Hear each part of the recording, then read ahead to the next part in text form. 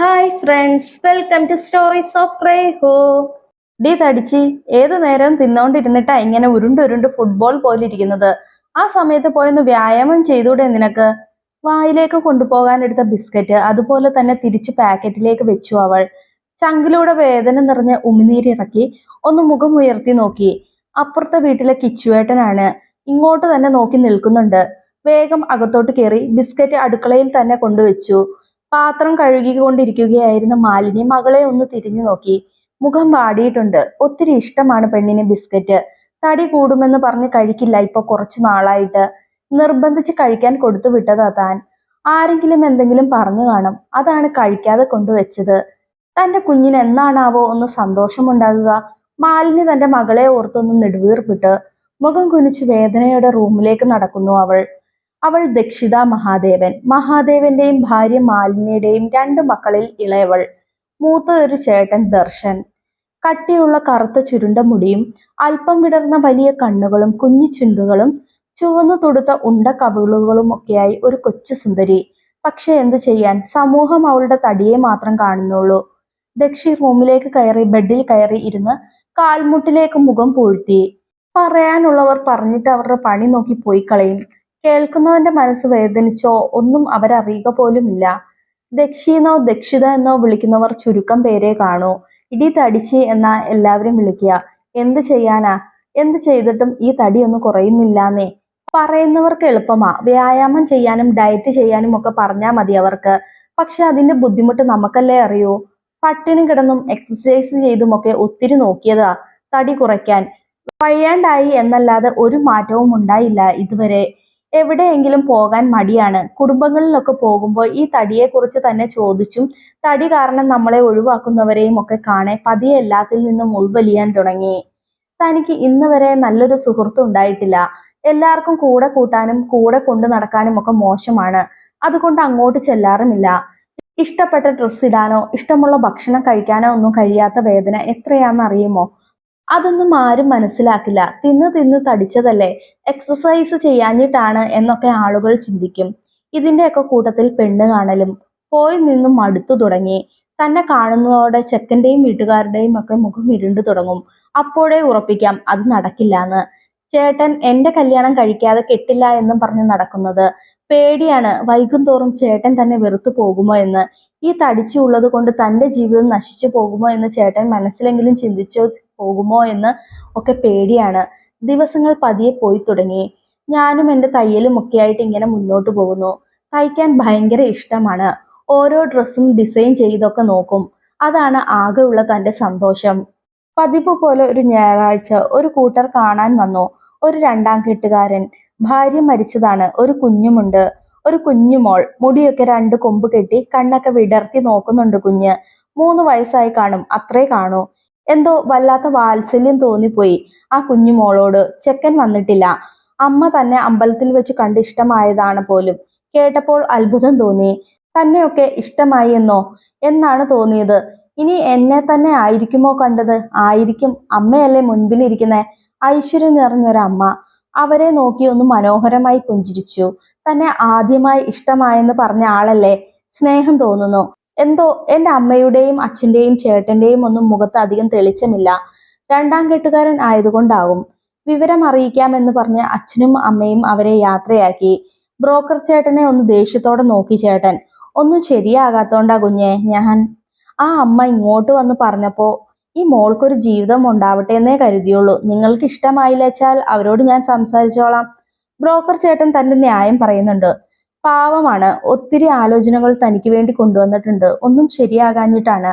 അച്ഛാ, എനിക്ക് സമ്മതമാണ് വിവാഹത്തിന്. ഇങ്ങനെ പോയി നിന്നും മടുത്തു അച്ഛാ. ഇതാവും എനിക്ക് വിധിച്ചിട്ടുണ്ടാകുക. അച്ഛൻ അവരോട് വിളിച്ചു പറ എനിക്ക് സമ്മതമാണെന്ന്. ദക്ഷി മോളെ, നീ എന്തൊക്കെയാ കുഞ്ഞെ പറയുന്നേ? നമുക്ക് വേറെ നോക്കാടാ, ശരിയാകും. എന്റെ കുഞ്ഞിന് നല്ലത് തന്നെ വേറെ കിട്ടില്ലേ. അച്ഛനെ ഇങ്ങനെ വിഷമിപ്പിക്കല്ലേടാ. അച്ഛൻ വേദനയോടെ പറയുന്നുണ്ട്. ചേട്ടന്റെയും അമ്മയുടെയും മുഖത്തൊക്കെ വേദനയാണ്.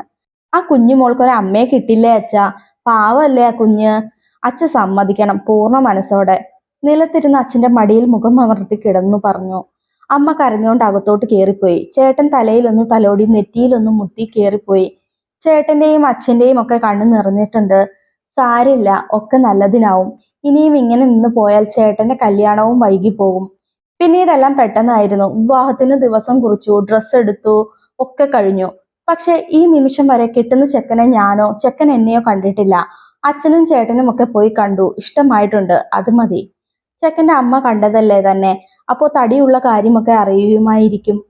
സർവാഭരണ വിഭൂഷയായി മണ്ഡപത്തിലേക്ക് നടക്കുമ്പോൾ ഹൃദയം പതിവിലും കൂടുതലായി മിടിക്കുന്നുണ്ടായിരുന്നു. എന്തോ ഒരു ഭയം തന്നെ വന്നു പൊതിയുന്നത് പോലെ. മുഖമുയർത്തി മുമ്പിലേക്ക് നോക്കിയപ്പോൾ ഭയം ഒന്നുകൂടെ കൂടി. നല്ല വെളുത്ത ഉറച്ച ശരീരവും പിരിച്ചുവെച്ച കട്ടിമീശയും ഒക്കെയായി അധികം തടിയില്ലാത്ത ഒരു യുവാവ്. തന്നെ കണ്ട പാടെ ആ മുഖം മങ്ങുന്നത് കണ്ടപ്പോ എടുത്ത തീരുമാനം തെറ്റായി പോയോ എന്ന് ചിന്തിക്കാതിരുന്നില്ല. തന്റെ കഴുത്തിൽ താലി കെട്ടി മുറുക്കുമ്പോഴും സിന്ദൂരം ചാർത്തുമ്പോഴും അഗ്നിക്ക് ചുറ്റും വലയം വെക്കുമ്പോഴും ഒക്കെ ഭയം കൊണ്ട് തല ഉയർത്തി നോക്കാൻ പോലും കഴിയുന്നുണ്ടായിരുന്നില്ല. നിലവിളക്ക് വാങ്ങി ആ വീട്ടിലേക്ക് കയറുമ്പോൾ തന്റെ ജീവിതം ഓർത്ത് ഭയം തോന്നി തുടങ്ങിയിരുന്നു. രണ്ടാം വിവാഹം ആയതുകൊണ്ട് ആളുകളൊക്കെ കുറവായിരുന്നു. വേഷം മാറി ആരെയും കാണാതെ വന്നപ്പോൾ പതിയെ താഴേക്കിറങ്ങി. അമ്മയുടെ സംസാരം കേൾക്കുന്നിടത്തേക്ക് നടന്നു. ഇതാണോ അമ്മ എനിക്ക് വേണ്ടി കണ്ടുപിടിച്ച പെണ്ണ്? പാവം കുട്ടി പോലിരിക്കുന്ന കൊച്ചെന്നും പറഞ്ഞിട്ട് ഇതൊരു ഉണ്ടച്ചി. ഇത്രയും തടിച്ച ഒന്നിനെയും കൊണ്ട് ഞാൻ എങ്ങനെ ആളുകൾക്ക് മുൻപിൽ പോവുക അമ്മ? ദേഷ്യത്തോടെ പറയുന്നുണ്ട് ആള്. പ്രതീക്ഷിച്ചതാണ്, എങ്കിലും ഹൃദയം മുറിഞ്ഞു ചോര പൊടിയുന്നു. ചുമരും ചാരി തല താഴ്ത്തി നിന്നു. എന്താ ഇത് നീ പറയുന്നത്? ആ കുട്ടി കേൾക്കില്ലേ നീ പറയുന്നത്? എന്റെ മോൻ എന്നു മുതലാ ബാഹ്യ സൗന്ദര്യമൊക്കെ നോക്കി തുടങ്ങിയത്? നീ നിന്റെ കുറവ് മറന്നുപോയോ ഇതു? നീ ഒരു രണ്ടാം കെട്ടുകാരനാണെന്ന് മറന്നുപോയോ? എന്റെ മോൻ ഒരു കൊച്ചുണ്ടെന്ന് മറന്നുപോയോ? ആ അമ്മ പറഞ്ഞു തീരുമ്പോ തന്റെ കണ്ണ് നിറഞ്ഞു വരുന്നുണ്ടായിരുന്നു. രണ്ടാം കെട്ടുകാരനാണെന്ന് വെച്ച് ആ തടിച്ചേ തന്നെ കെട്ടണോ? വേറെ എത്ര നല്ല കുട്ടികളുണ്ട് എന്നും പറഞ്ഞ് ദേഷ്യത്തോടെ പുറത്തേക്കിറങ്ങിയ യദു കൃഷ്ണ എന്ന യദു കാണുന്നത് ചുമരും ചാരി നിന്ന് മുഖം കുനിച്ച് എല്ലാം കേട്ടോട്ട് നിൽക്കുന്ന പെണ്ണിനെയാണ്. അവന്റെ മുഖം പ്രേതത്തെ കണ്ട പോലെ വിളറി വെളുത്തു. ദക്ഷി ഒന്ന് മുഖം ഉയർത്തുക പോലും ചെയ്യാതെ ആ നൃത്തം നിന്നു. രാത്രി റൂമിലേക്ക് ചെന്നപ്പോൾ മോൾ ബെഡിൽ കിടന്നുറങ്ങുന്നുണ്ടായിരുന്നു. യദുവേട്ടനെ റൂമിൽ കാണാതായപ്പോ അവളുടെ അടുത്തേക്ക് കയറി അവളെ ചുറ്റിപ്പിടിച്ച് കിടന്നു. കണ്ണൊന്ന് അടഞ്ഞു വരുമ്പോ ആയിരുന്നു ആരോ ശക്തിയിൽ കുലുക്കി വിളിക്കുന്നത്. കണ്ണു തുറന്നപ്പോ ദേഷ്യത്തോടെ മുമ്പിൽ യദുവേട്ടൻ ഉണ്ടായിരുന്നു. എന്റെ കുഞ്ഞിനെ കൊല്ലാനാണോടി അവളെ ചുറ്റിപ്പിടിച്ച് കിടക്കുന്ന? ഉറക്കത്തിൽ നിന്റെ കയ്യോ കാലോ എന്റെ കുഞ്ഞിന്റെ മേലെ കൊണ്ടാൽ എന്റെ കുഞ്ഞിന് ശ്വാസം കിട്ടുമോടി തടിച്ചി? ആനയുടെ അടിയിൽപ്പെട്ട അവസ്ഥയാകൂലേ എന്റെ കുഞ്ഞിന്? ഞെട്ടി എണ്ണീറ്റ് കട്ടിലിരുന്നു. ഇനി ഒന്നിനും തന്നെ ഇത്ര നോവിക്കാൻ കഴിയില്ലെന്ന് വരില്ല. സ്വയം പുച്ഛം തോന്നിപ്പോയി. റൂമിലെ സോഫയിൽ ചുരുണ്ടി കൂടി നേരം വെളുപ്പിച്ചു. ഒരു തരം മരവിപ്പായതുകൊണ്ടാണ് തോന്നുന്നു സങ്കടം തീർക്കോളൊന്നും കരയാൻ കൂടി സാധിക്കുന്നില്ല. തന്റെ ജീവിതത്തിനെ കുറിച്ച് ഒരു ഏകദേശ ധാരണ മനസ്സിലായപ്പോ അതുമായിട്ട് പൊരുത്തപ്പെടാൻ മനസ്സിനെ പറഞ്ഞു പഠിപ്പിച്ചു തുടങ്ങി. ഇവമോളുടെയും യദുവേട്ടന്റെയും എല്ലാ കാര്യങ്ങളും ഒരു മുടക്കവും കൂടാതെ ചെയ്തു പോന്നു എന്നല്ലാതെ അവർക്കിടയിൽ ഒരു സംസാരം പോലും ഉണ്ടായിരുന്നില്ല. യദുവേട്ടനും മോളും ബെഡിലും ഞാൻ സോഫയിലും കിടന്ന് മറ്റാരെയും ഒന്നും അറിയിക്കാതെ ഞാൻ എൻ്റെ ജീവിതം മുമ്പോട്ട് കൊണ്ടുപോയി തുടങ്ങി. പകൽ യദുവേട്ടൻ ഓഫീസിലേക്ക് പോകുമ്പോൾ മോൾക്ക് വേണ്ടി പല മോഡലിൽ ഉടുപ്പുകൾ തയ്ച്ച് സമയം കളയും. ഞാൻ എൻ്റെ ജീവിതവുമായി പതിയെ പൊരുത്തപ്പെട്ടു തുടങ്ങി. താലി കെട്ടുവാനോടുള്ള പ്രണയം മനസ്സിൽ വളർന്നു തുടങ്ങിയത് എപ്പോഴോ ആണെന്ന് അറിയില്ല. പേടി കാരണം ഒരു നിലയ്ക്കും പ്രകടിപ്പിക്കാൻ പോയില്ല. മോളും അമ്മയും മാത്രമായി തൻ്റെ ലോകം. ഒരു ദിവസം യദുവേട്ടൻ ഓഫീസിൽ നിന്നും വരുന്ന സമയം കഴിഞ്ഞും വന്ന് കാണാതായപ്പോൾ പേടി തോന്നി തുടങ്ങി. എന്തോ അരുതാത്തത് സംഭവിക്കാൻ പോകുന്ന പോലെ. രാത്രി അമ്മയുടെ ഫോണിലേക്ക് ഒരു കോൾ വന്നു. യദുവേട്ടന് ആക്സിഡന്റ് പറ്റിയിട്ടുണ്ട്, സിറ്റി ഹോസ്പിറ്റലിൽ അഡ്മിറ്റ് ആണെന്ന് പറഞ്ഞു. അമ്മ കരഞ്ഞുകൊണ്ട് കാര്യം പറയുമ്പോൾ താനാകെ ഒരു മരവിപ്പിലായിരുന്നു. മുമ്പിൽ ആകെ ഒരു ശൂന്യതയായിരുന്നു. ബോധം മറിഞ്ഞ് താഴേക്ക് വീഴുമ്പോൾ അമ്മ പേടിയോടെ അടുത്തേക്ക് വരുന്നുണ്ടായിരുന്നു. കണ്ണു തുറക്കുമ്പോൾ ഹോസ്പിറ്റലിലായിരുന്നു. പരിഭ്രാന്തിയോടെ എഴുന്നേൽക്കുമ്പോഴാണ് കയ്യിലെ ക്യാനുല ശ്രദ്ധിക്കുന്നത്. ചുറ്റും നോക്കിയപ്പോൾ അമ്മയും ഇവമോളും എൻ്റെ അച്ഛനും അമ്മയും ചേട്ടനും ഒക്കെ ഇരിക്കുന്നുണ്ടായിരുന്നു. കണ്ണുകൾ പിന്നെയും ഓടിച്ചപ്പോഴാണ് തന്നെ തന്നെ നോക്കി നിൽക്കുന്ന യദുവേട്ടനെ കാണുന്നത്. തലയിലും കയ്യിലും കാലിലും ഒക്കെ കെട്ടുമായിട്ട് കിടക്കുന്നത് കണ്ടപ്പോൾ ഞാൻ പോലും അറിയാതെ എൻ്റെ കണ്ണ് നിറഞ്ഞൊഴുകാൻ തുടങ്ങിയിരുന്നു. ആ കണ്ണുകളിൽ അവിശ്വസനീയതയോ അത്ഭുതമോ അങ്ങനെ എന്തൊക്കെയോ കൂടി കലർന്ന ഒരു ഭാവമായിരുന്നു അപ്പോൾ. തന്റെ മുഖത്തു നിന്നും കണ്ണെടുക്കാതെ നോക്കിക്കിടക്കുന്നത് കണ്ടപ്പോൾ സങ്കടം കൊണ്ട് എന്റെ ചുണ്ടു വിതുമ്പി തുടങ്ങിയിരുന്നു. ആക്സിഡന്റ് പറ്റിയതറിഞ്ഞ വന്നവരുടെ കൂടെ ദക്ഷയെ തിരഞ്ഞിരുന്നു കണ്ണുകൾ. വാക്കുകൾ കൊണ്ട് വേദനിപ്പിച്ചതല്ലേ, സന്തോഷിക്കുന്നുണ്ടാവും ആ തടിച്ചി എന്ന് പ്രതീക്ഷിച്ചു. നോക്കിയപ്പോ പെണ്ണിനെ അവരുടെ കൂടെ ഒന്നും കണ്ടില്ല. അപകടം പറ്റിയപ്പോ ഒന്ന് വന്ന് കാണാൻ പോലും തോന്നിയില്ലേ പെണ്ണിന്? ഒന്നുമില്ലെങ്കിലും താൻ അവളുടെ ഭർത്താവല്ലേ? അയ്യേ, താൻ ഇതെന്തൊക്കെയാ ചിന്തിക്കുന്നത്? ആ തടിച്ചു വന്നാലും ഇല്ലേലും തനിക്കെന്താ?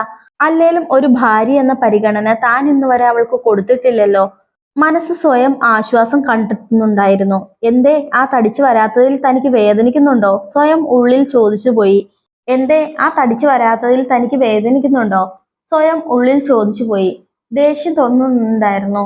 കണ്ണടച്ച് അങ്ങനെ കിടന്നു, ആരോടോ ഉള്ള വാശി പോലെ. പിന്നീട് എപ്പോഴോ കണ്ണു തുറക്കുമ്പോൾ അപ്പുറത്തെ ബെഡിൽ കയ്യിൽ ക്യാനുലയൊക്കെയായി ബോധമില്ലാതെ കിടക്കുന്ന ആ തടിച്ചയാണ് കാണുന്നത്. ഇവൾക്കിത് എന്ത് പറ്റി? സംശയദൃഷ്ടിയോടെ അമ്മയെ നോക്കിയപ്പോ ആണ് അറിയുന്നത് തനിക്ക് ആക്സിഡന്റ് പറ്റിയെന്ന് അറിഞ്ഞപ്പോ ബോധം പറഞ്ഞു വീണതാണെന്ന്. ഇതുവരെ കാഷ്വാലിറ്റിയിലായിരുന്നത്രേ. താലി കെട്ടി കൂടെ കൂട്ടിയിട്ട് 2 മാസമായി. ഇത്ര ദിവസങ്ങളിലൊക്കെ പോലും ഒരു നോട്ടം കൊണ്ട് പോലും സ്നേഹം കൊടുത്തിട്ടില്ല. വാക്കുകൾ കൊണ്ട് എന്നും വേദനിപ്പിച്ചിട്ടേ ഉള്ളൂ. എന്നിട്ടും തനിക്ക് വേണ്ടി ആദ്യമായിട്ട് ഈ തടിച്ചിയോട് പ്രണയം തോന്നുന്നു. ആ മുഖത്തേക്ക് തന്നെ നോക്കി കിടക്കുമ്പോൾ ഈ തടിച്ചിക്ക് അത്രയും ഭംഗി ഉണ്ടായിരുന്നോ എന്ന് തോന്നാതിരുന്നില്ല. ആ ഉണ്ട കവിളുകളും കുഞ്ഞു ചുണ്ടുകളും ഒക്കെ കണ്ടപ്പോ ആ കവിളിൽ ഒരു കടി വെച്ച് കൊടുക്കാൻ തോന്നിപ്പോയി. അയ്യേ യദു, താൻ ഇതെന്തൊക്കെയാ ചിന്തിക്കുന്നേ?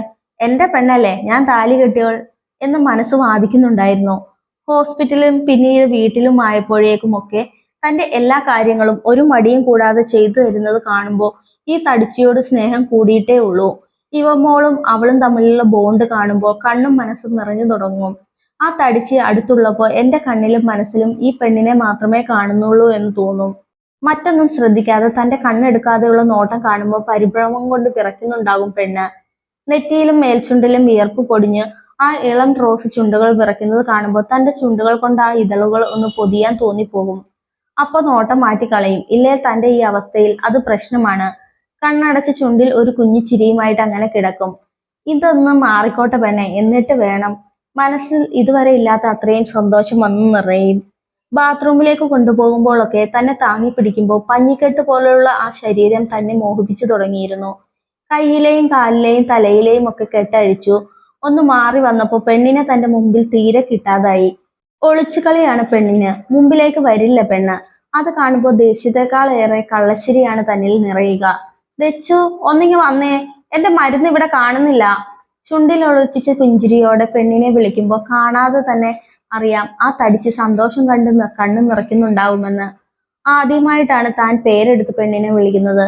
ബെഡിലേക്കൊന്ന് നോക്കി. മോൾ അച്ഛന്റെ കള്ളത്തരമൊന്നും അറിയാണ്ട് സുഖനിദ്രയിലാണ്. കണ്ണ് നിറച്ചോണ്ട് കയറി വന്ന പെണ്ണിനെ റൂമിലേക്ക് കയറേണ്ട താമസം. പുറകിലൂടെ ചുറ്റിപ്പിടിച്ച് ഒരു കൈകൊണ്ട് വാതിൽ അടച്ച് കുറ്റിയിട്ടിരുന്നു. അവളുടെ കണ്ണിൽ നിന്നും കണ്ണുനീർ ഇറ്റിറ്റ് തന്റെ കയ്യിലേക്ക് വീഴുന്നുണ്ടായിരുന്നു. കാതോരം മുഖം അടുപ്പിച്ച് ആ ചെവിയിലൊന്ന് അമർത്തി ചുംബിച്ച്. ക്ഷമിക്കടി പെണ്ണെ, നിന്റെ യദുവേട്ടനല്ലേ? പറയുമ്പോൾ തന്റെ ശബ്ദവും ഇടറുന്നുണ്ടായിരുന്നു. തേങ്ങി തേങ്ങി എന്തൊക്കെയോ പിറുപിറുത്ത് കരയുന്നത് കേട്ടപ്പോ തിരിച്ചു നിർത്തി ആ കണ്ണിലേക്ക് നോക്കിപ്പോയി. ഞാൻ ചേരില്ല, തടിച്ചിയ, പതുക്കെ പദം പറയുന്നുണ്ട് പെണ്ണ്. ഈ തടിച്ചില്ലാതെ ഇനി നിന്റെ യദുവേട്ടന് പറ്റില്ല പെണ്ണെ, മരിച്ചു പോകും ഞാൻ. കണ്ണും ചുണ്ടും കൂർപ്പിച്ച് പിടിച്ചു കരഞ്ഞു കലങ്ങിയ കണ്ണുകളോട് നോക്കി പേടിപ്പിക്കുന്നുണ്ട് പെണ്ണ്. മരിച്ചു പോകുമെന്ന് പറഞ്ഞതിനാണ്. ആ നോട്ടം കണ്ടപ്പോ ഇടുപ്പിലൂടെ ചുറ്റി വരിഞ്ഞ് ആ ചുണ്ടുകിലേക്ക് ചുണ്ടു ചേർത്തു. ആ ചുണ്ടിന്റെ മൃദുതയും നനവും തന്റെ സകല നിയന്ത്രണങ്ങളും കളയാൻ പാകത്തിലായിരുന്നു. പെണ്ണ് കുറുകിക്കൊണ്ട് ഒന്നുകൂടെ ചേർന്നു നിന്നപ്പോ തന്റെ നിയന്ത്രണത്തിന്റെ സകല സീമതയും പൊട്ടിച്ചിരുന്നു. തന്റെ തടിച്ചിയെ ചുംബിച്ചുകൊണ്ട് തന്നെ വെറും നിലത്തേക്ക് ചാഴ്ന്നു കിടക്കുമ്പോൾ ഇത്രയും നാളും വേദനിപ്പിച്ചതിനൊക്കെ മനസ്സാൽ ഞാൻ ക്ഷമ ചോദിക്കുന്നുണ്ടായിരുന്നു. ഇന്ന് ഈ തടിച്ചിയാണ് തന്റെ ലോകം. ആ പഞ്ഞിക്കെട്ടിനെ കെട്ടിപ്പിടിക്കാതെ ഉറങ്ങാൻ പോലും തനിക്കിന്ന് കഴിയാത്തത്രയും ഞാൻ ആ തടിച്ചിയിലേക്ക് ഒതുങ്ങിപ്പോയിരുന്നു. ഇപ്പൊ എന്റെ തടിച്ചിക്ക് നിറഞ്ഞ പുഞ്ചിരിയാണ് മുഖത്തെപ്പോഴും. പഴയ അപകർഷതയും സങ്കടവും ഒക്കെ ഞാൻ എന്റെ സ്നേഹം കൊണ്ട് അവളിൽ നിന്ന് എടുത്തു കളഞ്ഞു. ഇന്ന് എന്റെ പഞ്ഞിക്കെട്ട് അറിയപ്പെടുന്ന ഒരു ഡിസൈനറാണ്. ഞങ്ങളുടെ നാട്ടിൽ തന്നെ ഞാൻ ഒരു ബൊട്ടീക്കും ഇട്ടുകൊടുത്തിട്ടുണ്ട്. എന്റെ തടിച്ചിക്ക് ഇപ്പോ എന്റെയും ഇവമ്മളുടെയും കാര്യങ്ങൾ നോക്കാൻ സമയം കിട്ടുന്നില്ല എന്ന പരാതി മാത്രമേ ഉള്ളൂ. അവരങ്ങനെ സന്തോഷമായി ജീവിക്കട്ടെ, അല്ലേ?